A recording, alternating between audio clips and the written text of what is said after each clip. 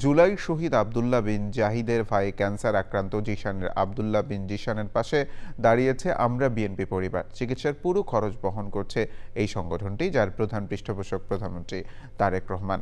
সন্ধ্যায় আমরা বিএনপি পরিবারের উপদেষ্টা ও বিমান ও পর্যটন মন্ত্রী এম রশিদুজ্জামান মিল্লাত তার বাসভবনে জিশানের মায়ের কাছে বাকি চিকিৎসার খরচ অর্থ তুলে দেন। রশিদুজ্জামান মিল্লাত বলেন, প্রধানমন্ত্রী তারেক রহমানের নেতৃত্বে এই ধরনের মানবিক কাজ চালিয়ে যাবে আমরা বিএনপি পরিবার।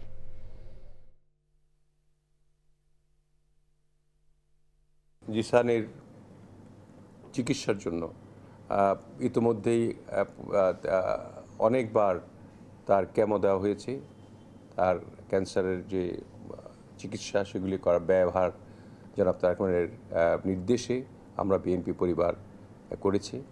আমাদের এই মানবিক কার্যক্রম যাতে চলমান থাকে সেই জন্য আমরা সকলের কাছে দোয়া প্রার্থনা করি রমজান মাসে। বিকাশ পেমেন্টে 10,000 টাকার বেশি অফার। শপিং চলছে তো।